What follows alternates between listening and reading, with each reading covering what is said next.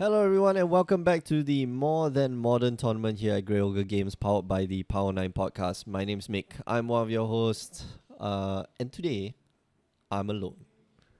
All by myself. Anyway, Jin Hao has left the building and Mark is playing right now because there are uneven number of players.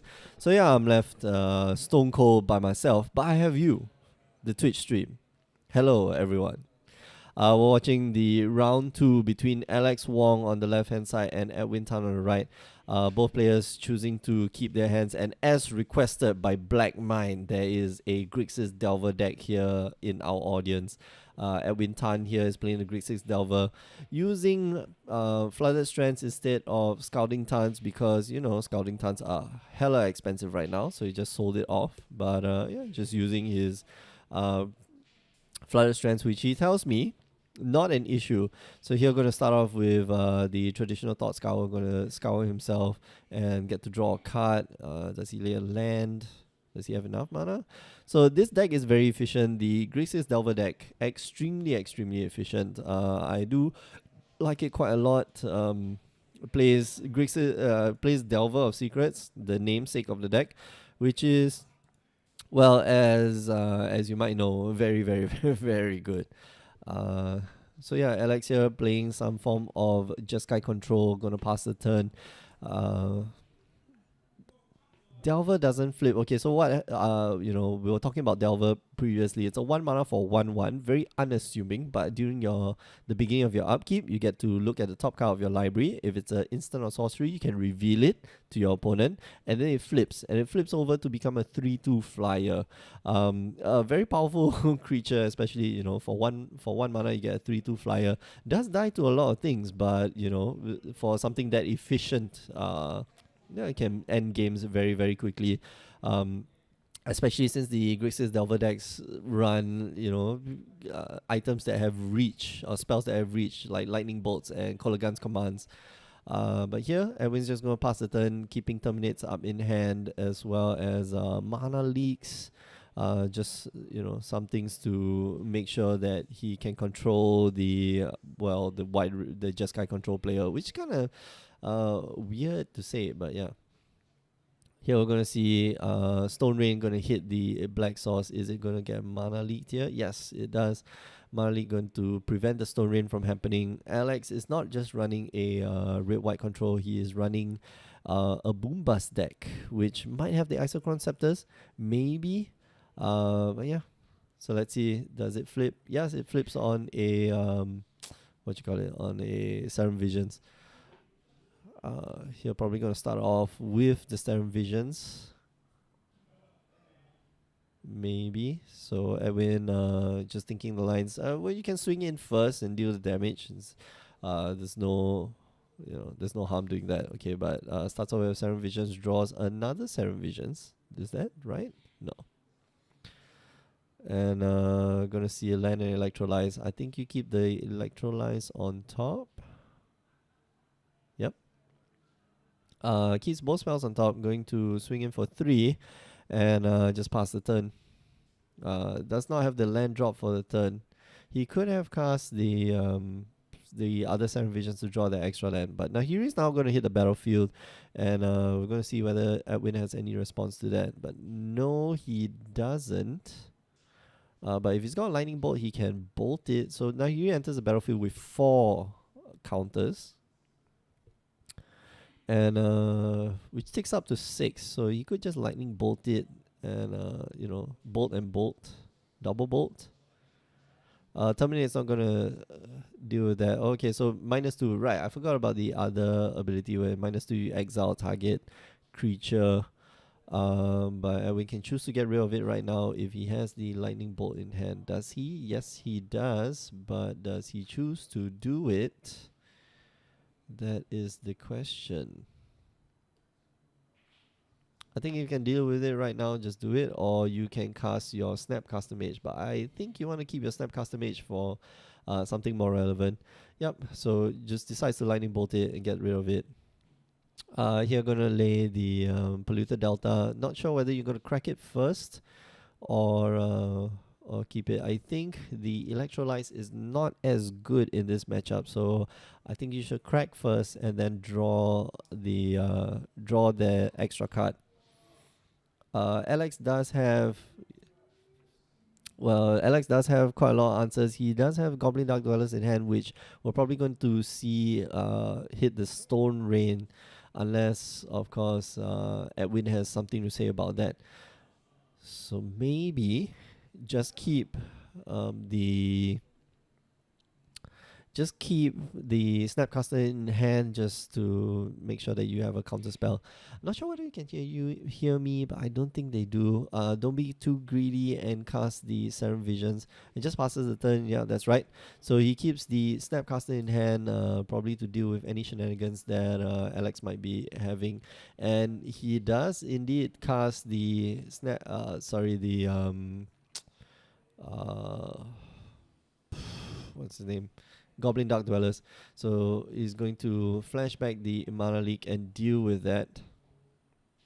Very crafty. Gonna swing in for 2 damage. Oh, I forgot to give them a life counter. I'll be right back.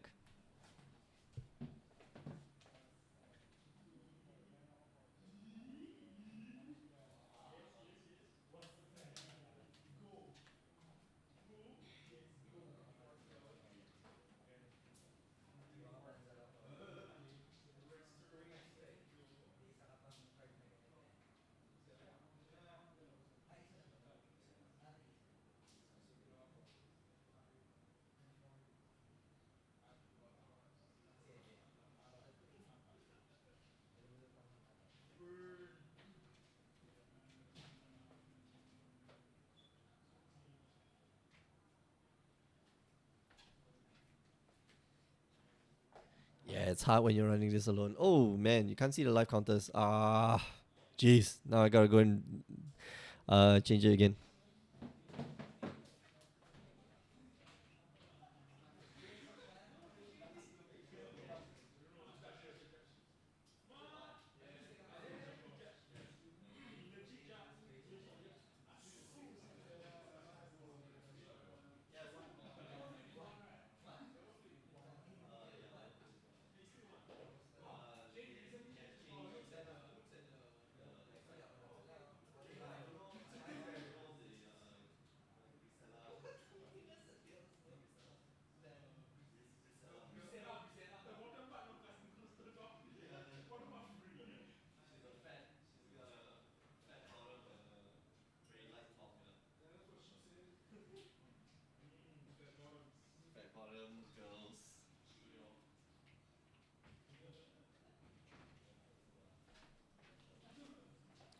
Okay, so the life. No, the sound did not get turned off. Udon Shampoo. I just went away to go and adjust the live totals. There's nobody else at the desk. There's nobody else at the desk with me. So yeah, I'm doing it all on my own. No, don't refresh. Don't refresh. Don't. I just went to to adjust some stuff. Yeah, tough being the only person here. So yeah, right. Let's get an update of the game state. So second Goblin Dark Dwellers going to hit the battlefield. Blood Moon here going to affect a lot of things. Edwin doesn't have an answer to that, and now only left with mountains and an island. So he's only got 1 blue mana source, and now he draws the Remand, which not gonna be very useful. Yeah. Thanks, Black Mine. I pride myself, but of course, I'm not the best player in the world. I just know how to just talk smack. Here we're going to see Ajani Vengeance, which is probably going to get remanded. Let's see. Man, Alex is playing such an interesting deck. He's got the Blood Moons, he's got Stone Rains. His deck is primarily red with some splashes of white, and yeah, right now Edwin doesn't have a lot of answers to everything to everything that Alex is putting down. He doesn't have mainboard answers to the Blood Moon besides Cryptic Command, but Cryptic Commands are not very easy to cast with 1 island. For No mana for Dread Ball. Yes, no mana for Dread Balls. Uh, I read that as no 4 mana Dread Balls. I like, yeah, there are no 4 mana Dread Balls. Okay, there are 4 mana Dread Balls. Well, no, destroy target creature and Planeswalker. No, there aren't. There's Hero's Downfall, which is an extra black mana. So yeah. But yeah, I like Dread Balls. I like Dread Balls a bit better than Hero's Downfall. You know, you do it on your turn, it's okay. You don't have to. You don't have to worry. So here Edwin just has to worry that his opponent's gonna drop the other, Ajani Vengeance again. Ajani Vengeance. Let's take a look at what Ajani Vengeance does. Ajani Vengeance. Sorry, it doesn't have the comma. So Ajani Vengeance, +1, target permanent doesn't untap during its controller's next untap step. That is only if you tap it. Whoa, it doesn't tap it. So why did Edwin tap the blue mana? Okay, so he's going to cast the Snapcaster Mage. Going to get back a Lightning Bolt, which is probably going to bolt that Ajani Vengeance. His -2, it deals 3 damage to target creature or player, and you gain 3 life, so that's a Lightning Helix. And his -7, destroy all lands target player controls, which is devastating.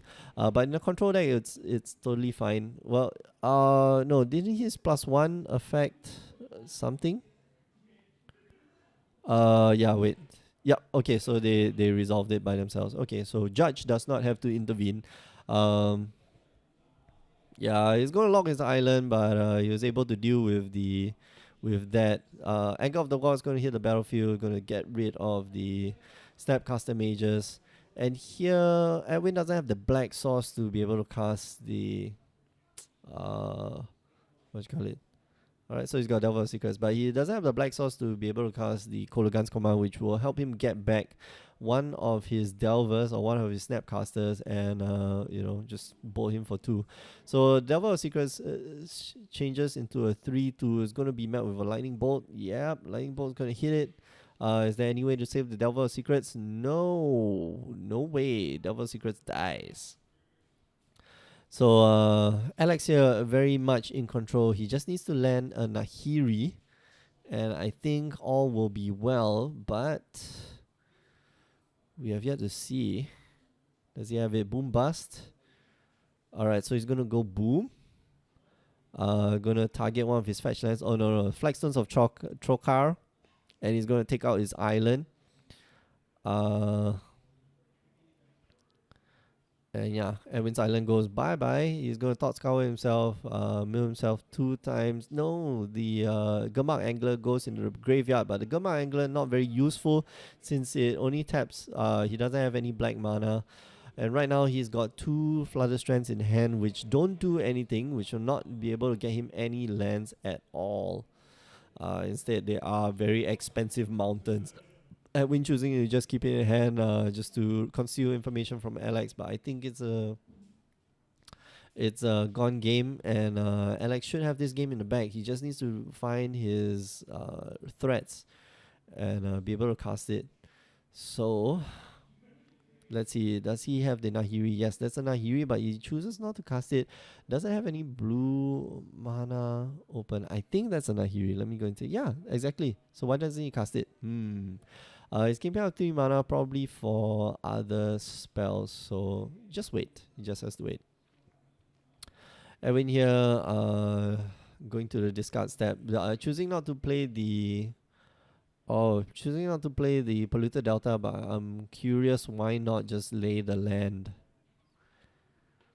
9 more lands to cast the Emrakul, of course. Yeah, and Blood Moon's not a stupid card. It is just a rules interaction card, which is very, very good. You have to admit, Blood Moon does stop a lot of things. Do you guys think Blood Moon will be banned? I don't think so, right? Based on all this. Anyway, Edwin here not drawing any of his black sources, just going to keep discarding those terminates because they are not going to be very useful in this matchup. 6 mana, going to see, what do we see? Boom Bust. We're going to see a bust. Destroy all of target player's lands. Okay, which is why Alex hasn't been laying lands at all. Let's check out what Boom Bust does. Okay, so Boom Bust. Okay, so Boom is a 2 mana spell. Destroy target land you control and target land you don't control. So usually it just targets either Flagstones of Chakir or a fetch land or a what's the other thing? The Darksteel Citadel. The other one where you destroy all lands. It's 6 mana and yeah, it's this just destroy all lands. Darksteel Citadel. Finally, we see a Darksteel Citadel. You could have just laid that last turn. Edwin here just going to scoop up because there is no conceivable way that he will be able to cast any of his spells. Right, Murgialago, I would refrain from having such things in our chat group. Yeah, because it's not good. Yeah, so I'm just going to delete that. Yeah, I am by the way, I'm Muslim, so yeah. I think it's weird how people don't play around Blood Moon in Modern. Edwin should have fetched for 3 basics instead of his stupid setup. Yes, I agree, which, I had Edwin's a close friend of mine. I did have the conversation with him that he doesn't have, I won't say, well, he doesn't have Scalding Tons in his deck. He uses Flooded Strands. But, Flooded Strands and Scalding Tons not going to help against, Flooded Strands versus Scalding Tons not going to help against Blood Moon. And I don't think he had Polluted Deltas early on to look for basic black sources. So, yeah. Also, you wouldn't know what you're playing against, but playing around a Blood Moon would be, very beneficial. I did tell him there are a lot of Blood Moon decks, Blue Moon decks running around. Unfortunately, this is not a Blue Moon, this is a White Moon, which is just like a normal moon because the moon's white in color.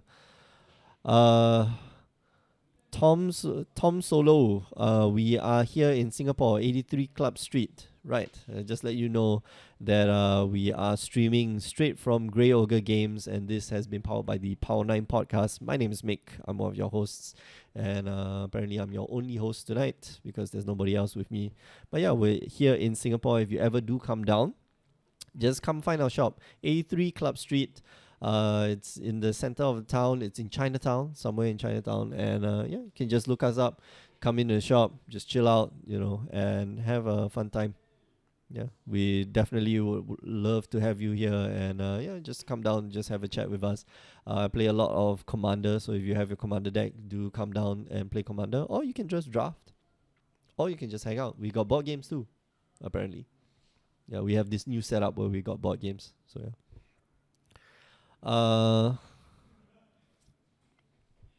Yeah, well, Black Mind, you don't really know that after a second Sacred Foundry that the opponent might be playing a Blood Moon deck, but it's definitely a surefire way to know that your opponent's playing some kind of white red or red kind of control deck, and otherwise, if you were playing Naya aggro, you definitely wouldn't keep a hand with no 1-drops. So yeah. I think we have a healthy modern meta Tom Solo. We see a range of decks. I think there's one Grixis player. There is one 4-color. Well, there are only 12 players here tonight, but I was judging the WMCQ over the weekend, and that was modern. And yeah, we do see a lot of decks. We do see the Death Shadow deck. We do see what other decks? Yeah, there was a lot of Infect. There was a lot of there was some what was that? Affinity decks. There were quite a few Eldrazi decks. Blue Moon was present. I think it's quite healthy. There isn't just one deck that's dominating the format. And just looking at, let's say, MTG top 8. Let's go to MTG top 8 and let's go and figure out whether the format's kind of stale. But yeah, it all depends on your local meta game, or at least the meta game in your country, especially if you're going for WMCQ. But yeah, there's a whole bunch of Jan. Yeah, that's what I saw. Jan on the weekend, Zoo. There were only a few red deck wins. Dredge and Dredge Vine. Oh man, that deck was, it was ever present on the weekend. We don't see it here, but the first game, the first feature match, we had a Grishol brand deck, which I haven't seen in quite a while, and it's only come back ever since the ban on the Eldrazi. So yeah, it was quite good last year. Good again this year. Oh yeah, there were also Merfolk decks. Merfolk decks did okay.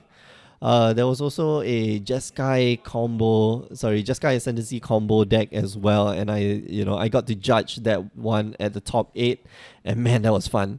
The fact that a player can just like go off on turn 3. Usually it's turn 3, and he could actually go off on turn 2. Wow. Tonight, there are 1, 2, 3, 4, 5, 6, 7, 14 players, I believe, here. This is our weekly tournament. It's only 3 rounds, and usually modern, there aren't as many people as there are in standard. But now it's kind of a weird period that everybody's just holding off on tournaments, waiting for the pre-release and the release of the new set. So it's kind of weird, but our modern tournaments has been this lively for quite a while. Just 14 players is okay. It's not fantastic, but it's not bad either. But players get to play for a playmat. So every month we reset the number of points, and you get to play in this league where you get to win a Snipcaster playmat, and you can see the playmats that they're using right now. These are the playmats that they can win. Woo! If they of course are the top, we take the best 3 out of the 4 games. So this is week number 2, and they'll be able to. Oh, this is week number 3. Today's the 13th. No, sorry, this is week number 2. So yeah. The entry fee Udon Shampoo is $7, 7 Singapore dollars. For reference, a 1 pack of standard is $7. Is $4.50. So yeah. That's the entry fee. The prize payout, I believe it's 6, 2, and 1. So if you got 3 wins, you get 6 booster packs, and you get so boom here gonna target his Darksteel Citadel and gonna hit his island. Does Edwin have a response to that, or is island gonna go bye bye? Island gonna go bye bye. So yeah, it's 6, 3. 6, 2, and 1. And for every win, they get extra points for the league. If you do go 3 and 0, you get the Star City Games token, which is a Snipcaster Mage. I believe Snipcaster Mage is a 1/1. I don't know. It's not a good token. It's not as sought after token. How about that? Oh, I put that as Snapcaster Mage. No, I want Snipcaster Mage. What is the token though? The token is a 2/1. It's a 2/1 Crab Wizard. Okay, so fine. Not very sought after token, not very useful either. The Young Burromancer, which is a Young Pyromancer token, or the Grim Lama Mancer, which is a 3/1 token, which can be used to replace the Chandra tokens. Those are very sought after, apparently. If you go to the SCG website, you'll see that the prices for these tokens are actually a lot higher. Okay, so Edwin, here looking for basic lands off of his Polluted Delta. Gonna see his Ancestral Visions going to trigger off next turn, but the Blind Moon there stopping Edwin in his tracks. He's only got black and red right now, which represents a Dreadball. Oh, but Ajani Vengeance hits the battlefield. Does he have a reply to that? No. Yes, no. Yeah, he's going to tap down his red source. Unable to play the lightning bolt. I think he should just cast a lightning bolt right now. Bang! Shoot that one. He's going to draw 3 cards next turn, which means that he'll be able to. Okay, so upkeep is going to draw 3 cards.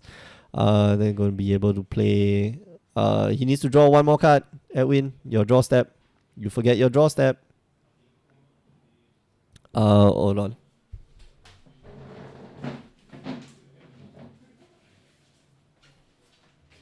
Edwin, you forget your draw step.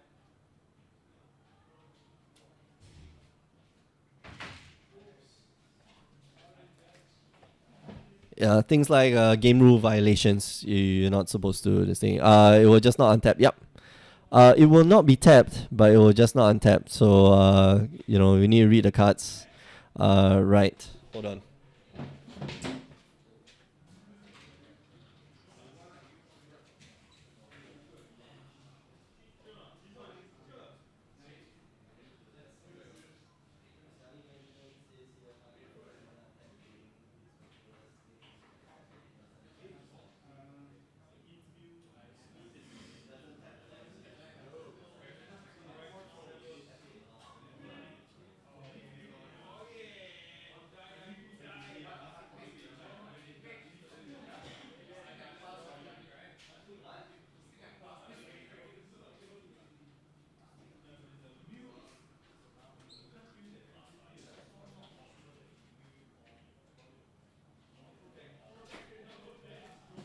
Okay, I know, I'm not supposed to intervene on that point. And actually, that's actually bad because it is assumed that you're tapping in for mana, which is the default action.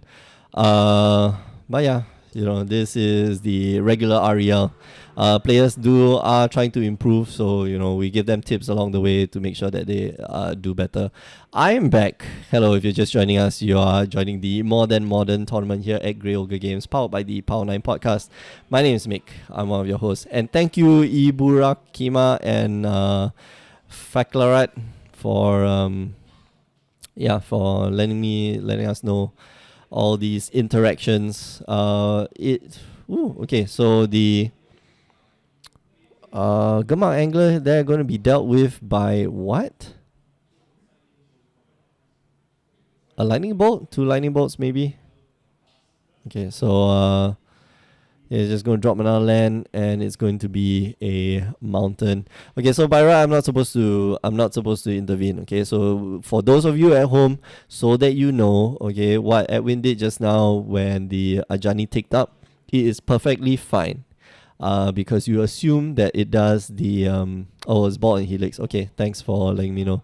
It is assumed that you are tapping both your lands for mana, so that is the default action, and I could just let it be. But yeah, I'm a nice guy. Okay, I'm not doing my job as a judge that well either. Boom, they're gonna take out the only black source, and now Edwin is playing a mono red deck. So let's see how he's gonna fare in this situation. Alex here, very controlling the board well. He's only got 1, 2, 3. Yeah, he's only got 3 lands. Oh, what happened to the Darksteel Citadel? Can somebody tell me what happened to the Darksteel Citadel? Was it not supposed to be destroyed? I'm a bit curious. What happened to that?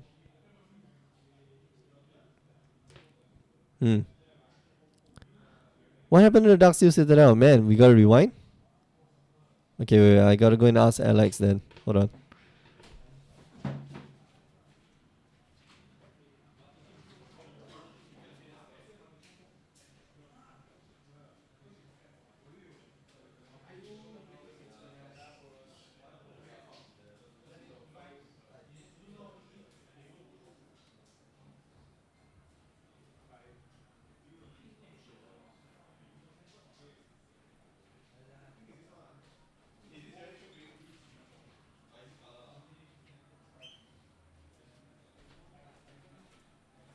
Yeah, you saw him pointing to the Blood Moon. Yeah, Blood Moon kind of removes all the abilities.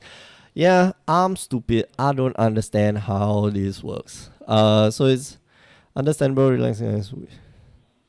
Yeah. It's still indestructible an artifact. No, it is an artifact though, but it's not indestructible. So what happens when Blood Moon hits the battlefield with the what you call it? With the Darksteel Citadel in play. The Darksteel Citadel then turns into, so in layer 4, it turns into a mountain. Okay, in addition, so it's artifact land, but it also becomes a mountain. And then it loses all abilities. So the next part where it's indestructible, it loses all abilities, so it's no longer indestructible. And it just becomes a non-basic mountain that is called Darksteel Citadel. Alright, so here, Alex chipping away at Edwin's life total. Yes, there must be some kind of trust in the players. You cannot just barge in any time that you want. I only barge in when there are game rule violations, and before anything can happen. Yeah, Alex ends off the game with ultimating Nahiri and looking for the the Emrakul, and swings in, kills. Everybody dies. So Edwin just gives a handshake, and that's it. That's it for round 2. Yes, it's not a dumb card, but it does cause all sorts of rules headaches. So yeah. Yeah. Well, I'm looking at the chat going off now. It's quite kind of interesting, but yeah. As a judge, you only budge in. Okay, so you can only intervene when there's a game rule violation, or if there's a mistrigger, and only if the mistrigger is detrimental. So yeah, just to let you know. Otherwise, judges can't just go in and you assume that the player is making the either default action or they're doing something which is within the game rules. For example, so I'm going to give you an example. Yes, we got a round 3, so don't go away. But I'm going to give you an example. For example, if you have a trample creature and you block it with, let's say it's a 5 power trample creature, and you block it with a 1 toughness guy, and if the life totals don't change, it is assumed that all the damage has been stacked onto that one toughness guy. So all 5 damage has been gone there. So players don't, that is the default action. So yeah, or something like a default action. But yeah, you assume that the players know what they're doing, that they will fix it by themselves. So but if let's say a 5 power guy swings in, and without any blocker, and if they don't change the life totals, or they change the life totals incorrectly, somebody needs to come in to adjust that. Alright, so thanks for watching. This has been the Modern tournament here at Grey Ogre Games, powered by the Power 9 podcast. This has been round 2. My name is Mick. I'm one of your hosts. We have a third round coming up in, 20 minutes time? Somewhere there. So I'm going to leave you with a replay. But before we go, just to remind you, if you do like what you see, if you like some of the celebrities that we bring on, I put their celebrities in air quotes. Usually it's just me hanging out with Jeffrey or Mark or Ben. We do have other streams on Tuesday, Wednesday, and Thursday. All the details are in the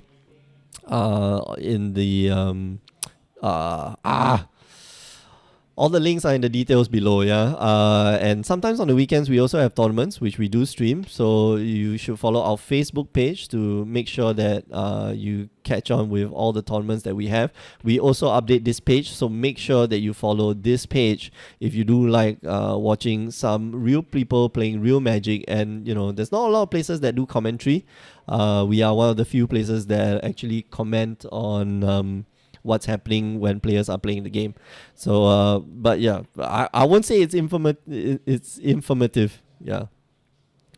We'll try to find an interesting deck for the camera next round, so don't worry. Finally, before I go, do pay our partners a little love. They are the Power 9 podcast. I am one of their hosts, and yeah, we're the guys who keep this place running from day to day. So yeah, we keep the stream. I love the streaming, so yeah. No, Edwin. Yeah, Edwin is here. Yeah, we will come lament his round loss. Anyway, we'll bring you a new matchup soon. But in the meantime, just watch a replay of last week's, or was it 2 weeks ago? I don't know. Of our Modern tournament. So don't go away. We'll be right back.